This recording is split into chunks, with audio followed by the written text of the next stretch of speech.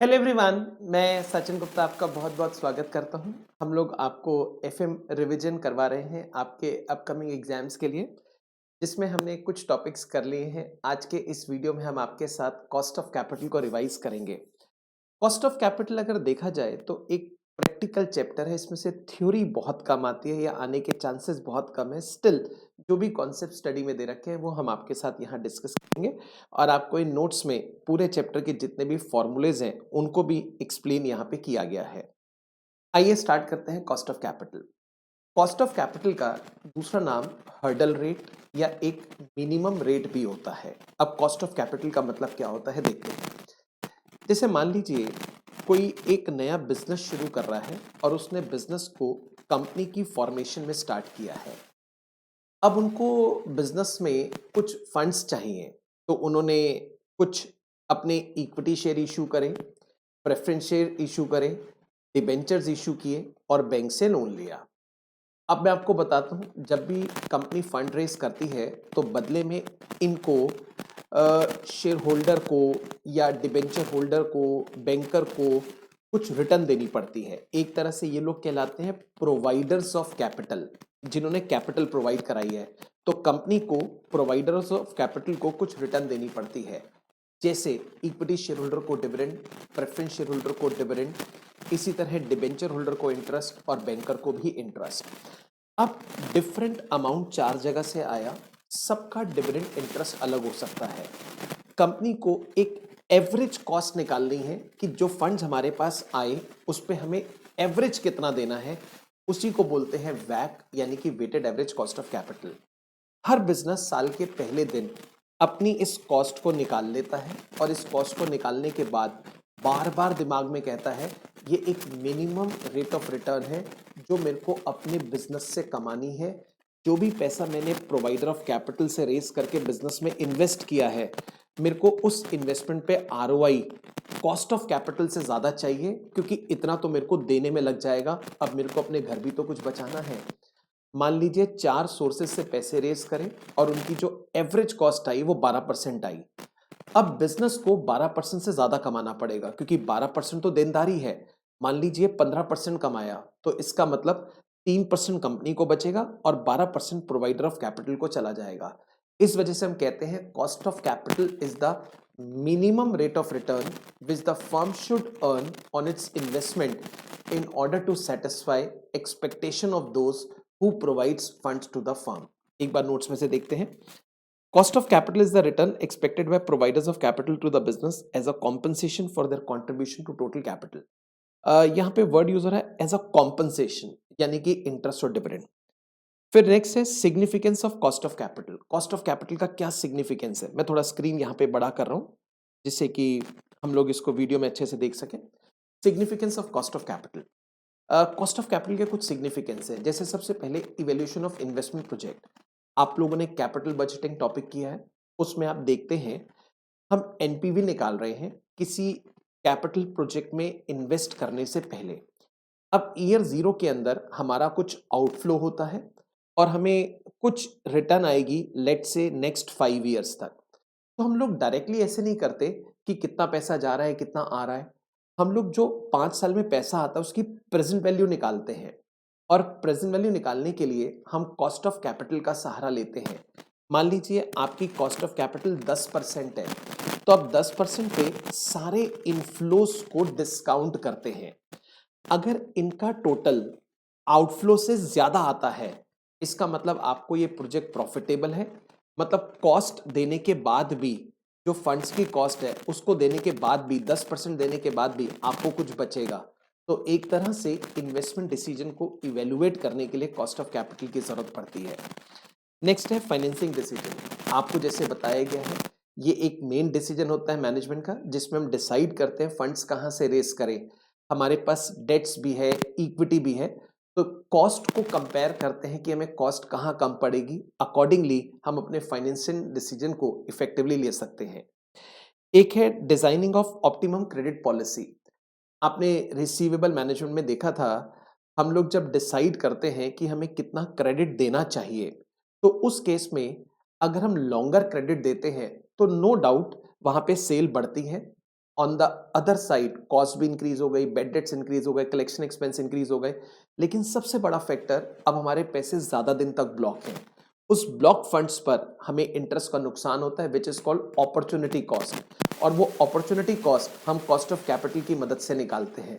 तो एक तरह से हम ऑप्टिमम क्रेडिट पॉलिसी को सिलेक्ट करने के लिए भी कॉस्ट ऑफ कैपिटल का यूज करते हैं। यहाँ पे हमें दे रखा है determinants of cost of capital. Cost of capital को वैग भी बोलते हैं, weighted average cost of capital, या केओ भी बोलते हैं, overall cost of capital. Mainly 4 sources होते हैं, एक इक्विटी, एक डेट्स, एक लोन और एक preference share capital. Retained earning is also one of the source which is called internal source. Factor affecting cost of capital, किन किन चीजों से कॉस्ट ऑफ कैपिटल अफेक्ट होती है? एक होता है सप्लाई एंड डिमांड। मान लीजिए कोई भी बाजार में कोई अट्रैक्टिव बिजनेस अपॉर्चुनिटी नहीं है, बाजार मंदा है, सुस्त है, ऐसे में पैसा उठाने वाला कोई भी नहीं है, तो कॉस्ट ऑफ कैपिटल कम होगी। लेकिन मान लीजिए बहुत सारी सेवरल अट्रैक्टिव बिजनेस अपॉर्चुनिटीज हैं, बहुत एग्रेसिव इन्वेस्टर्स हैं, फंड्स की डिमांड होगी, तो कॉस्ट ऑफ कैपिटल इंक्रीज हो जाएगी। आगे लेके चलता हूं। नेक्स्ट,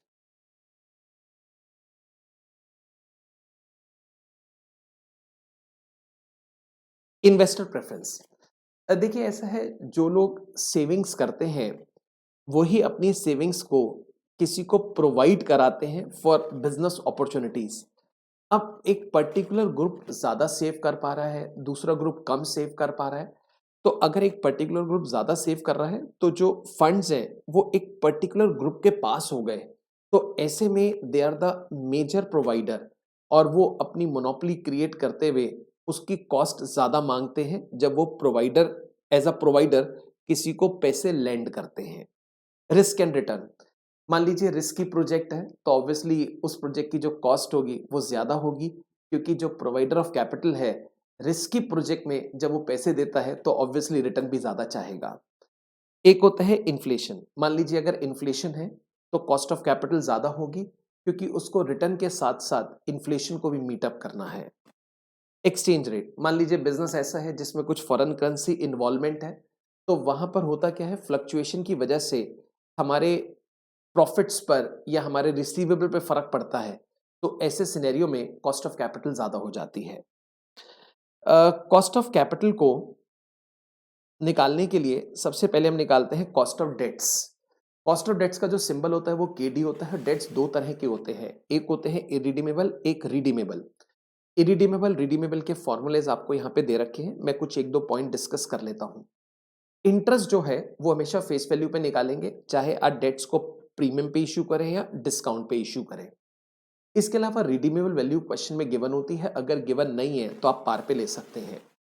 कन्वर्टेबल डिबेंचर के अंदर हम लोग क्या करते हैं, रिडीमेबल वैल्यू कैसे लेते हैं, हम जो उसका पार वैल्यू है या तो वो ले लेते हैं, अगर कोई स्पेसिफिक इंस्ट्रक्शन है कि प्रीमियम पे रिडीम होगा तो वो कंसिडर कर लिया। साथ में हम ये देखते हैं कि कंपनी हमें एक डिबेंचर के बदले कितने शेयर देगी at the time of redemption, और at the time of redemption share का मार्केट प्राइस क्या होगा। तो हम लोग शेयर्स की मार्केट वैल्यू और कैश दोनों को कंपेयर करते हैं, जिससे ज्यादा फायदा होता है, या you can say whichever is higher will be taken as redeemable value. यहां पर हम जो देख रहे हैं वो डिबेंचर रिडीम हो रहे हैं after n number of years. कई बार डिबेंचर्स रिडीम होते हैं इन इंस्टॉलमेंट्स, तो आप उसको भी कर सकते हैं। बेसिकली वो कहलाता है एमोटाइजेशन ऑफ डेट्स। एक होते हैं डीप डिस्काउंट बॉन्ड, जिसमें इंटरेस्ट नहीं होता बट वो इशू बहुत डीपली डिस्काउंट पर होते हैं। तो वहां पे जब हम कॉस्ट निकालते हैं या तो प्रेजेंट वैल्यू मेथड लेते हैं या ट्रायल एंड एरर मेथड लेते हैं। एक तरह से आपने रिडीमेबल में जो फॉर्मूला सामने देखा वो अप्रोक्सीमेशन मेथड कहलाता है, और उसी को हम प्रेजेंट वैल्यू के अकॉर्डिंग भी कर सकते हैं। नेक्स्ट, यहां पे हमने आपको एमोटाइजेशन कन्वर्टेबल के बारे में बताया है। कॉस्ट ऑफ प्रेफरेंस शेयर्स, देखिए डेट्स और प्रेफरेंस शेयर में कोई खास डिफरेंस नहीं है। बेसिकली फर्क क्या है वो मैं बताता हूँ। डेट्स के केस में हम इंटरेस्ट लेते हैं, प्रेफरेंस शेयर में हम डिविडेंड ले लेते हैं। डेट्स में 1 - T आता है, प्रेफरेंस शेयर में डिविडेंड पे किसी भी प्रकार की टैक्स सेविंग नहीं होती। प्रेफरेंस शेयर भी दो तरह के होते हैं, एक इरिडीमेबल और एक रिडीमेबल। दोनों के फॉर्मूले आपके सामने लिखे हुए हैं। नेट प्रोसीड्स का मतलब होता है हमें कितने रुपए डिबेंचर्स या प्रेफरेंस शेयर इशू करके रिसीव हो रहे हैं, that is called cost of preference shares. Cost of equity share मैं आपको बताता हूं। कॉस्ट ऑफ इक्विटी शेयर निकालना रियल लाइफ में कॉम्प्लेक्स होता है, क्योंकि एक कॉस्ट हम साल के पहले दिन निकालते हैं। अब देखिए, साल के पहले दिन हमें मालूम है कि डिबेंचर वालों को इंटरेस्ट कितना देना है। साल के पहले दिन हमें मालूम है प्रेफरेंस वालों को डिविडेंड कितना देना है। उसके हिसाब से हम इंटरेस्ट पे टैक्स सेविंग कंसिडर कर सकते हैं और हमें नेट प्रोसीड्स मालूम है, अकॉर्डिंगली हम कॉस्ट निकाल लेते हैं। लेकिन इक्विटी की कॉस्ट निकालना रियल लाइफ में इज क्वाइट कॉम्प्लेक्स, क्योंकि हम यहाँ पर उनको कोई फिक्स्ड और कॉन्ट्रेक्चुअल पेमेंट नहीं देते हैं। It depends upon residual profits of the company, और वो प्रॉफिट ईयर एंड पे पता चलेगा। जबकि वैक हम साल के पहले दिन निकालते हैं, क्योंकि साल के पहले दिन से हम अपने दिमाग में बात सेट कर लेते हैं कि हमें कम से कम इतना कमाना है अपनी कैपिटल पे, अपनी इन्वेस्टमेंट पर, क्योंकि प्रोवाइडर्स को हमें रिटर्न देनी है। अब साल के पहले दिन अगर आप कॉस्ट निकालते हैं तो आपको केई यानी कि कॉस्ट ऑफ इक्विटी भी निकालनी पड़ेगी। अब ये तो बड़ा मुश्किल काम है, क्या मालूम हम उनको कितना देंगे, कोई फिक्स्ड कॉन्ट्रेक्चुअल पेमेंट तो उनको होती नहीं है। तो ऐसे में हम लोग मार्केट प्राइस ऑफ शेयर और अपने शेयर होल्डर की एक्सपेक्टेशंस, इसके बेसिस पर कुछ कॉस्ट निकालते हैं। और निकालने के 5 मेथड्स होते हैं, जिसमें पहला है dividend price approach. Dividend price approach ये प्रिज्यूम करता है डिविडेंड ईयर दर ईयर सेम रहेगा, उसमें कोई बदलाव नहीं होगा। एक होता है dividend price plus growth approach. ये अज्यूम करता है डिविडेंड में ग्रोथ होगी बट एट कांस्टेंट रेट पर होगी। एक होता है अर्निंग कैपेसिटी। यहां पर कंपनी की कमाने की शक्ति, मतलब कंपनी कितना कमा सकती है, ये नहीं कि कितना दे रही है, शेयर होल्डर क्या एक्सपेक्ट कर रहे हैं, लीव इट। कंपनी कितना अर्न कर सकती है उसको मार्केट प्राइस से रिलेट करके कॉस्ट निकाला जाता है। एक होता है रियलाइज्ड यील्ड, यानी कि पास्ट में कंपनी ने कितना दिया है, शेयर होल्डर ने कितना कमाया है उसके हिसाब से। और लास्ट है CAPM, capital asset pricing model, जिसमें हम कुछ रिस्क फ्री इंटरेस्ट या रिटर्न ऑन मार्केट पोर्टफोलियो की बात करते हैं, अकॉर्डिंगली हम कॉस्ट निकालते हैं। ये सारे फॉर्मूले आप देखेंगे यहां पे दे रखे हैं। मैं आपको नेक्स्ट स्लाइड पे लेके चल रहा हूं। ये हमारे सीपीएम के फॉर्मूले हो गए। सीपीएम जो है इसका पूरा नाम हो गया capital asset pricing model. CPM describe risk return trade-off for security. The risk to which a security is exposed can be classified into two groups. दो तरह के रिस्क होते हैं, एक होता है अनसिस्टमैटिक और एक होता है systematic. Unsystematic risk basically diversified होता है, आप इसको थोड़ा सा कंट्रोल कर सकते हैं। ये एक कंपनी स्पेसिफिक रिस्क होता है, जबकि सिस्टमैटिक रिस्क नॉन डाइवर्सिफिकेबल होता है। इसमें सारी कंपनीज एक ही तरीके से अफेक्ट होती हैं, आप इसको अवॉइड नहीं कर सकते हैं, डाइवर्सिफाई नहीं कर सकते हैं। फॉर एग्जाम्पल, किसी ने 10 लाख रुपए इन्वेस्ट करना है और उसने एक ही कंपनी में इन्वेस्ट कर दिया। अब वहां पे कुछ इंटरनल प्रॉब्लम्स हो गई, उसकी वजह से उनका प्रोडक्शन रुक गया और प्रोडक्शन रुकने के कारण प्रॉफिट्स बहुत कम हो गए। अब स्टॉक मार्केट में डे बाय डे उनका जो प्राइस है वो गिरता जा रहा है। That is called unsystematic risk, क्योंकि अंदरूनी कारणों की वजह से अराइज हुआ है। लेकिन मान लीजिए हमने समझदारी दिखाई, हमने 10 लाख रुपए को 4 कंपनी में इन्वेस्ट किया और वो चारों कंपनी डिफरेंट सेक्टर्स में है। लेकिन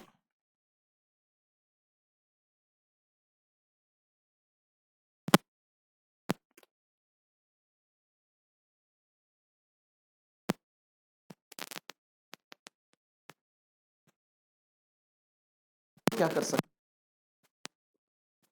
सकते हैं, बाय क्रिएटिंग द पोर्टफोलियो, लेकिन सिस्टमेटिक रिस्क को अवॉइड नहीं कर सकते। ऐसे में अगर हमें कॉस्ट ऑफ इक्विटी निकालनी हो तो हमारा फॉर्मूला होता है आरएफ। आरएफ का मतलब होता है रिस्क फ्री रिटर्न। अगर हम अपने पैसे को गवर्नमेंट सिक्योरिटी, गवर्नमेंट बॉन्ड्स में इन्वेस्ट करें तो क्या हमें रिटर्न मिलेगी। लेकिन सपोज करें उसी पैसे को अगर हम इक्विटी मार्केट में इन्वेस्ट करें और कुछ बंच ऑफ कंपनीज में इन्वेस्ट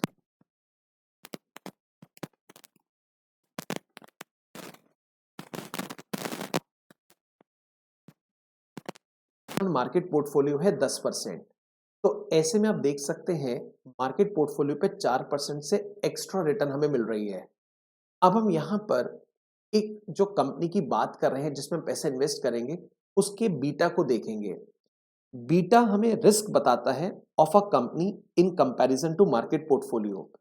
मान लो जिस कंपनी में हम पैसा इन्वेस्ट कर रहे हैं उसका बीटा 1.1 है, तो इसका मतलब इस कंपनी में इंडस्ट्री से ज्यादा रिस्क है। वैसे इंडस्ट्री में 4% रिटर्न एक्स्ट्रा है, लेकिन अगर बीटा 1 के ऊपर है तो इस कंपनी में हमें रिटर्न ज्यादा मिल सकती है। तो यहां पर जो प्रोवाइडर ऑफ कैपिटल है वो ज्यादा रिटर्न चाहेगा, ऐसे में कंपनी को ज्यादा रिटर्न देनी पड़ेगी। सपोज करें बीटा 0.9 आता है, इसका मतलब इस कंपनी के अंदर रिस्क कम है as compare to market portfolio. Market portfolio पर हम गवर्नमेंट सिक्योरिटी से 4% एक्स्ट्रा कमा रहे हैं और लेट से बीटा 0.9 है इस स्पेसिफिक कंपनी का, तो 4 को 0.9 से मल्टीप्लाई करेंगे तो 3.6 आएगा और return on market government security है 6%, तो 6% वो हो गया, 3.6 ये, टोटल इज 9.6%। तो यहाँ पे जो केई आएगा वो इंडस्ट्री से कम आएगा, मार्केट पोर्टफोलियो से कम आएगा। तो बेसिकली हम लोग क्या करते हैं, ये चेक करते हैं कि जिस कंपनी में हम इन्वेस्ट कर रहे हैं वो कंपनी रिस्क प्रोफाइल या उसका रिस्क कैसे है, तो अकॉर्डिंगली हम लोग डिसाइड करते हैं। अब मान लीजिए अगर उसका जो बीटा है वो 1 से कम है, तो इसका मतलब इंडस्ट्री का रिस्क ज्यादा है, और अगर 1 से ज्यादा है तो इंडस्ट्री का रिस्क कम है। यहां पे आपको एक ग्राफ दे रखा है जिसके थ्रू एक लाइन आपको दिख रही होगी जो पैरेलल है एक्स एक्सिस, तो इसको हम बोलते हैं आरएफ, रिस्क फ्री। अब देखेंगे जैसे जैसे हम रिस्क ले रहे हैं वैसे वैसे हमारी जो रिटर्न है वो बढ़ती जा रही है, और उस रिटर्न को बेसिकली बोलते हैं रिस्क प्रीमियम। आप देख सकते हैं उस रिटर्न को बोलते हैं रिस्क प्रीमियम। आई होप आपको ये बात समझ आ गई होगी। मैं आपको यहां से अब आगे लेके चलता हूं। यहाँ पे जब हम कैलकुलेशंस करते हैं तो बेसिकली दो तरह के वेट्स होते हैं, एक होता है बुक वैल्यू वेट्स, एक market value weights. Book value weights में जो हिस्टोरिकल कॉस्ट होती है वो ली जाती है और मार्केट वैल्यू में करंट कॉस्ट ली जाती है। Reflect current conditions, book value weights आपको पुरानी कंडीशंस दिखाती हैं, एक्यूरेट नई कंडीशंस के बारे में पता नहीं चलता। मार्केट वैल्यू वेट से आपको करंट कंडीशंस पता चलती हैं। Stability, book value weight stable होते हैं जबकि करंट मार्केट प्राइस जो होते हैं, मार्केट वेट्स होते हैं, वो बदलते रहते हैं। Relevance for investor, as an investor, investor के लिए मार्केट वैल्यू वेट ज्यादा मैटर करते हैं क्योंकि वो करंट कंडीशंस के हिसाब से होते हैं। Ease of calculation, book value weight ज्यादा इजी है क्योंकि वो यूनिफॉर्म रहते हैं, जबकि मार्केट वैल्यू वेट्स बदलते रहते हैं तो कैलकुलेशंस पे इफेक्ट पड़ता है। जैसा मैंने आपको बताया बहुत ज्यादा इसमें थ्योरी तो नहीं है, बट एक इंट्रोडक्शन आपको दे दिया है, फॉर्मूले की लिस्ट आपके पास है। हम कुछ अच्छे क्वेश्चंस एक बारी प्रैक्टिस करके इस टॉपिक को आपको अच्छे से रिवाइज कराएंगे। हमने कुछ ऐसे 3 क्वेश्चन सिलेक्ट किए हैं जिसमें मेजरली हमारे सारे पॉइंट्स कवर हो जाएंगे और आपको ये टॉपिक बहुत अच्छे से क्लियर हो जाएगा। मैं आपको लेके चलता हूँ, बहुत बेसिक क्वेश्चन नंबर 1 है। देखिए, a company issued 10,000 10% debenture of 100 each at par on 1/4/18। Par पे डिबेंचर इशू है, 10% कूपन रेट या इंटरेस्ट रेट है, फेस वैल्यू 100 रुपीज है, टू बी मेच्योर्ड ऑन 1/4/28। 18 से 28 अगर देखें तो 10 साल हो गए। Company wants to know cost of existing debts, company जानना चाहती है cost of existing debts on this date. यानी कि दो तरह की कॉस्ट निकाली जाती है, एक हम निकालते हैं फ्रेश इशू की। जब फ्रेश इशू की कॉस्ट निकालते हैं तो वहां पे नेट प्रोसीड्स ली जाती हैं। एक होता है एग्जिस्टिंग इशू की, अगर हम एग्जिस्टिंग इशू की कॉस्ट निकालते हैं तो मार्केट प्राइस लिया जाता है एज अ नेट प्रोसीड्स। ये एग्जिस्टिंग इशू की कॉस्ट निकालने के लिए कह रहा है। When the market price of debenture is 80, market price 80 है, compute the cost of existing debenture assuming 35% tax rate. जो टैक्स रेट है वो 35% है। अब हम कॉस्ट कैसे निकालेंगे, देखिए हमें मालूम है ये रिडीमेबल है, तो फॉर्मूला बनेगा इसका annual interest 1 minus T plus RV minus NP by N whole divided by RV by NP into 100। यहाँ पे हम जो कैलकुलेशन करेंगे वो सिर्फ एक डिबेंचर के लिए करेंगे। आप चाहें तो सबके लिए कर सकते हैं। अब 100 रुपए का डिबेंचर है और उसके ऊपर अगर देखा जाए तो 10% इंटरेस्ट है, तो इंटरेस्ट हो गया 10। केई टैक्स रेट हो गया 35%। RV रिडील value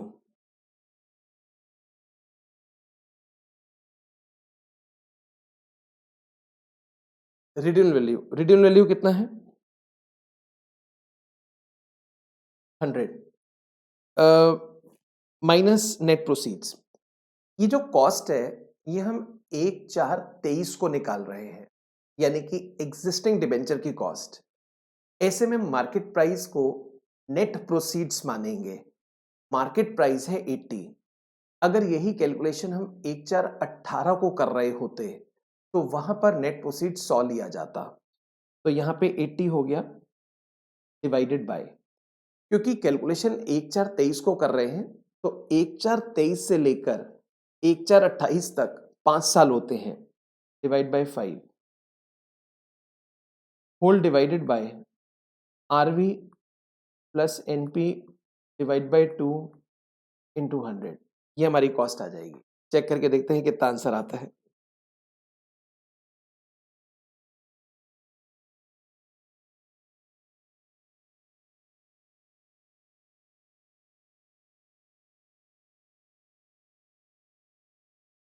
$11.67 this is the cost. I hope आपको ये चीज समझ आ गई होगी। मैं आगे लेके चलता हूं।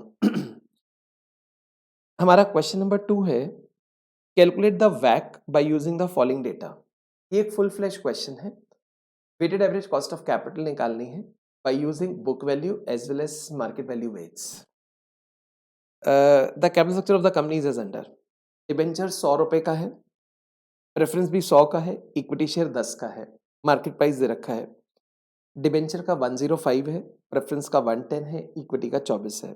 एडिशनल इन्फॉर्मेशन, ₹100 पर debenture redeemable at par, 10% coupon rate, 4% flotation cost, 10 years maturity. यहाँ पर जो डिबेंचर्स एक तरह से देखें तो रिडीमेबल हो गए। ₹100 पर preference share redeemable at par, 5% coupon rate, 2% flotation cost, ये भी रिडीमेबल है। इक्विटी शेयर के बारे में दे रखा है। Next year expected dividend is 1% with annual growth of 5%। Firm is practice of paying all earnings in the form of dividend. Corporate tax 30%. Use YTM method to calculate cost of debentures and preference shares. यहाँ पे आपको थोड़ा सा हम yield to maturity present value method सिखाएंगे। I hope आपने question देख लिया है। आप मेरे साथ जरा कनेक्टेड रहिए।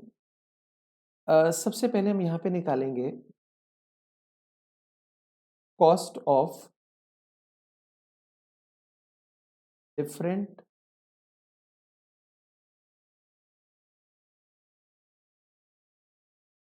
सोर्सेज ऑफ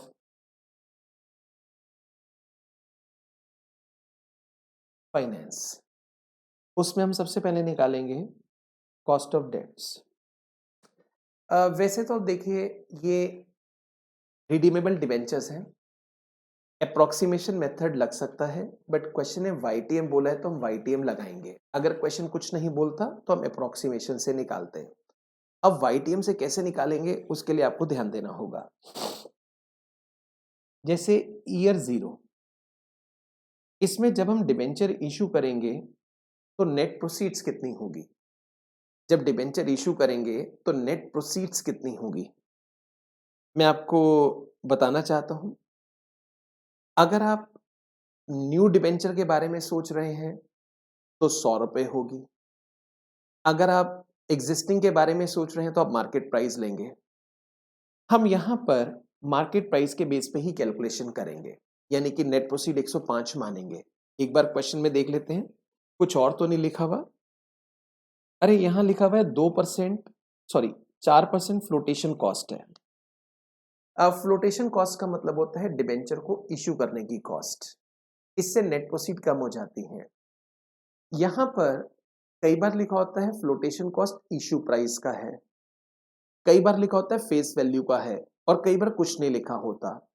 अगर कुछ ना लिखा हो तो आप अजम्पशन दे सकते हैं। हमने देखा है कुछ क्वेश्चंस में ये लोग निकालते हैं इश्यू प्राइस का और कुछ क्वेश्चंस में निकालते हैं फेस वैल्यू का। हम इश्यू प्राइस का ही लेंगे। तो इसका मतलब 105 रुपए का डिबेंचर इशू होगा। अब 4% उसको इशू करने में लग जाएंगे, यानी कि 105 का 4%।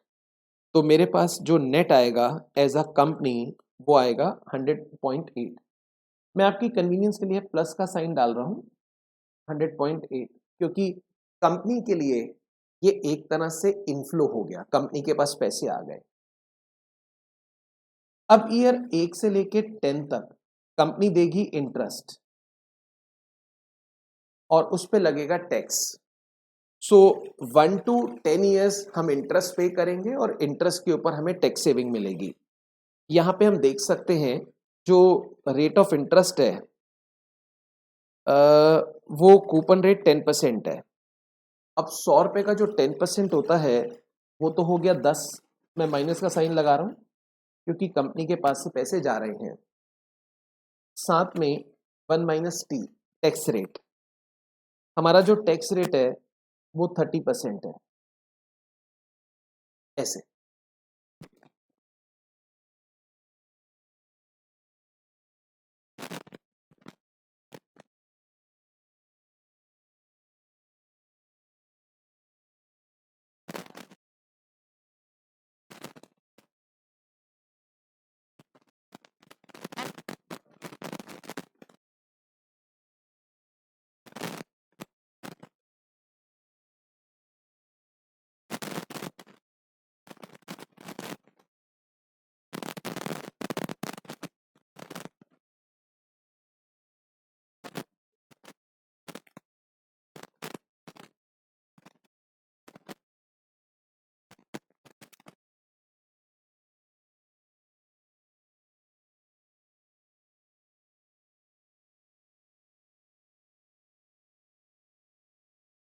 बेनिफिट और लॉस इन द सेंस, आप देखिए यहां पर कंपनी ने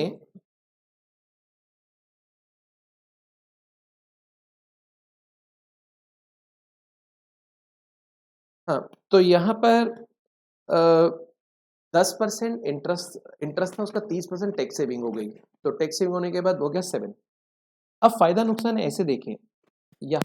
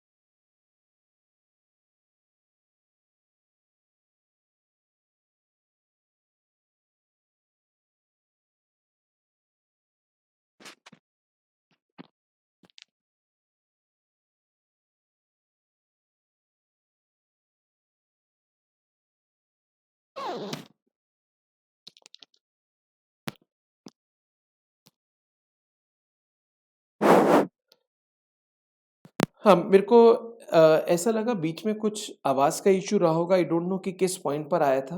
बट क्योंकि मैं सॉल्यूशन कर रहा था, आई होप कि आपको एटलीस्ट वो तो नज़र आ रहा होगा। बस मेरे से पिछले क्वेश्चन में एक छोटी-सी मिस्टेक हो गई थी। डिबेंचर की कॉस्ट 6.88 आई थी, मैंने कैलकुलेशन में 8.66 कर दी थी। But I said sorry for this और मैंने उस सॉल्यूशन को अकॉर्डिंगली बदल दिया है। आइए मैं आपको अब यहाँ से आगे लेके चलता हूँ। अब हम आपके साथ करेंगे एक और बेहतर क्वेश्चन, क्वेश्चन नंबर 3। देखिए क्या लिखा है। ABC limited has the following capital structure which is considered to be optimum. इनके पास डिबेंचर्स हैं 14%, प्रेफरेंस शेयर है 11% और इक्विटी शेयर्स हैं। Company share has a market price of 23.6, ये बाजार का प्राइस है। Next year dividend per share is 50% of 22 EPS. Next year dividend यानी कि D1, जो डिविडेंड होगा वो कितना होगा? 50% ऑफ 22 ईपीएस। आप इसका 50% निकालें, I think it is coming 1.18। Following is the uniform trend of EPS for preceding 10 years. ये ईपीएस के ट्रेंड्स हैं।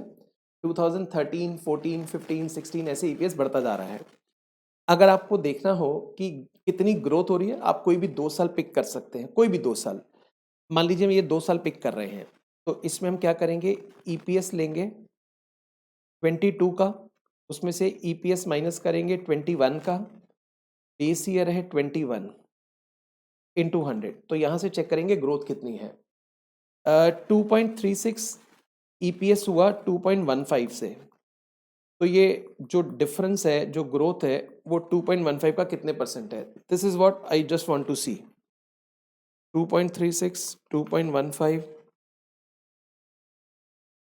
it is coming approx 10%. So it is coming approx 10%. तो ये 10% हमारा ग्रोथ आ गया।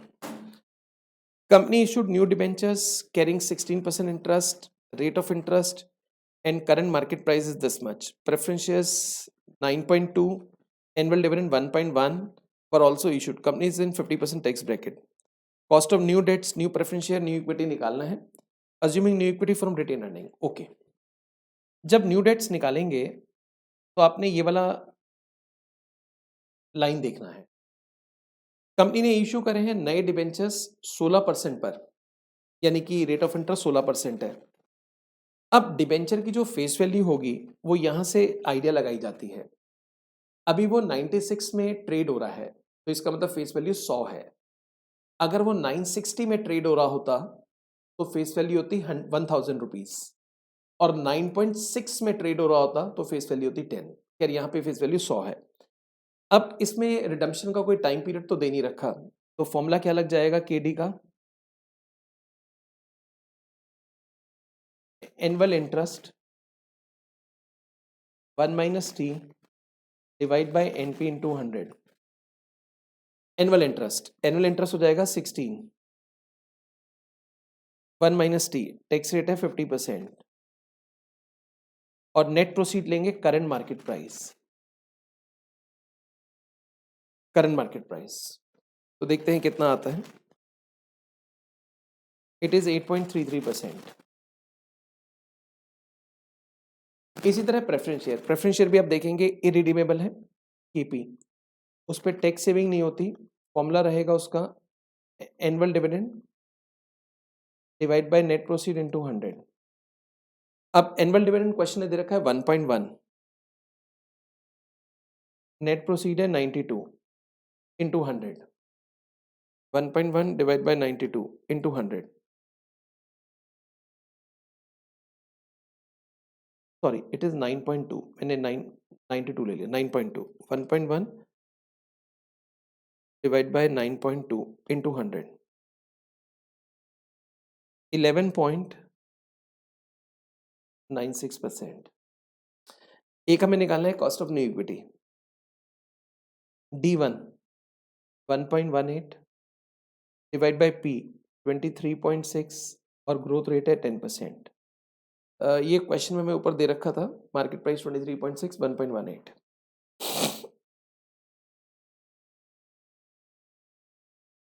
ये आ गया 15%। ये तीनों पार्ट हमने कर दिए। क्वेश्चन कहता है calculate marginal cost of capital when no new shares are issued. हम नए शेयर इशू नहीं करेंगे। जो कॉस्ट ऑफ इक्विटी है वो basically cost of retain earning है। It is not of cost of equity share capital. ये इक्विटी शेयर कैपिटल की कॉस्ट नहीं है, रिटेन अर्निंग की कॉस्ट है। अब कैसे निकालेंगे कॉस्ट देखिए।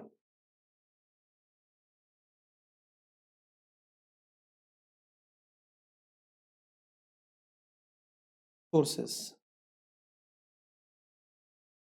सोर्सेज में हमारे पास है debentures,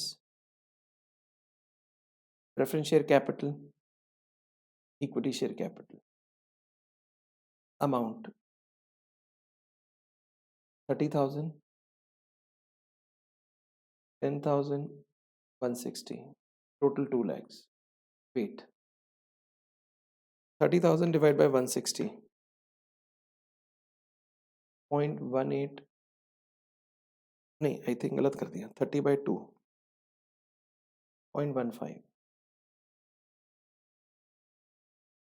10,000 divide by 2 lakhs, 0.05, 0.80। Cost, debenture की कॉस्ट है 8.33, प्रेफरेंस की 11.96, इक्विटी की 15। WNTB ये आप निकाल सकते हैं, मैं इसको कैलकुलेट नहीं कर रहा हूँ, मैं इसके आगे वाले पार्ट पे चलूंगा। तो ये आपका वैक आ जाएगा। आगे का पार्ट देखते हैं। Determine the amount that can be spent for capital investment before new ordinary share must be sold, assuming that retained earning for next year investment is 50% of 22। ध्यान से समझने का इस बात को। हमारी रिटेन अर्निंग कितनी होगी?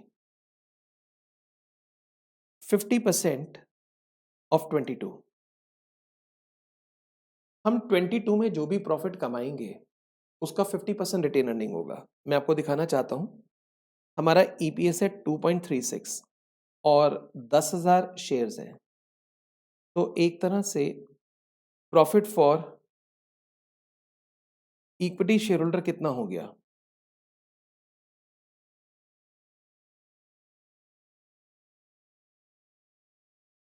10,000 शेयर्स हैं, ईपीएस इज 2.36, ये हो गया 23,600।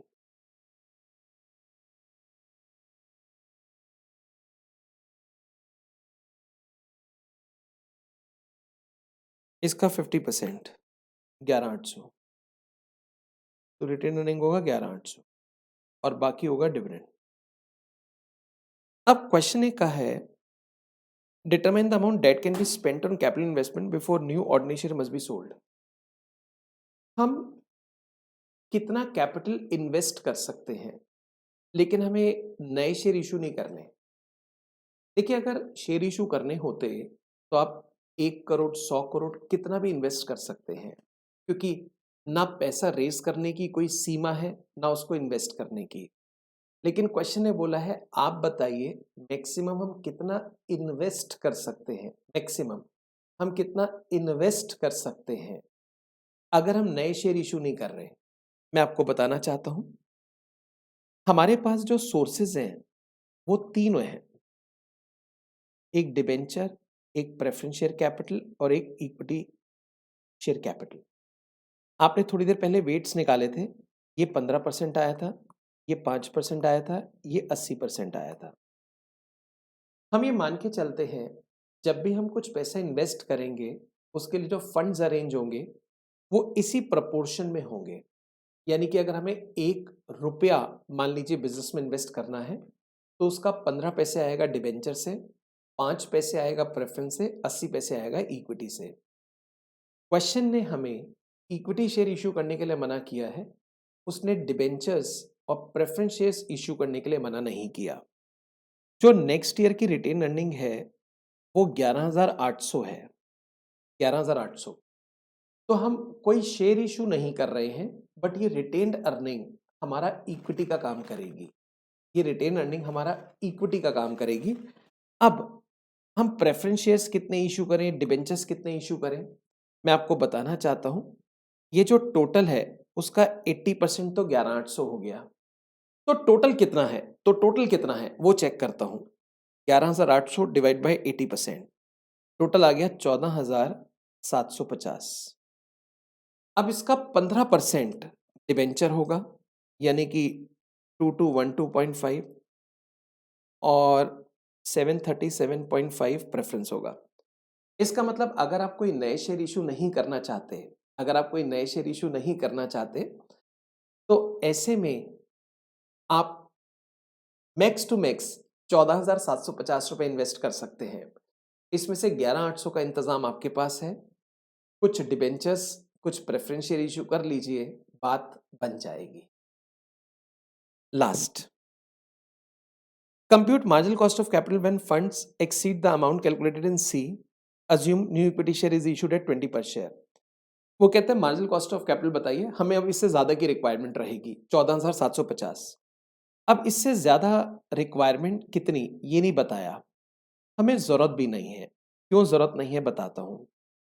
जो भी इसके ऊपर की रिक्वायरमेंट होगी 15% डेट से आएगा, 5% प्रेफरेंस से आएगा, 80% इक्विटी से आएगा। डिबेंचर की कॉस्ट हमें मालूम है, प्रेफरेंस की कॉस्ट हमें मालूम है, इक्विटी की कॉस्ट हमें लेनी है। अब इक्विटी की कॉस्ट कैसे आएगी? D1 था 1.18, मार्केट प्राइस बदल जाएगा और ग्रोथ सेम रहेगी, तो इससे KE पे फर्क पड़ेगा, D1 by P plus G, ये आ जाएगा 15.9%। अकॉर्डिंगली हम यहां से अब मल्टीप्लाई करके एडिशनल फंड्स की कॉस्ट निकाल सकते हैं, इसको बोलते हैं marginal cost of capital. I hope आपको यहाँ तक मेरी बात पसंद आई होगी। मैं आज आपको इस टॉपिक में यहीं तक रिवाइज करा रहा हूँ। इनफैक्ट कॉस्ट ऑफ कैपिटल हमारा कंप्लीट हो गया है। Now I will meet you in the next video, जिसमें हम अपना एक नया टॉपिक रिवाइज कर रहे हैं। Thank you very much, take care.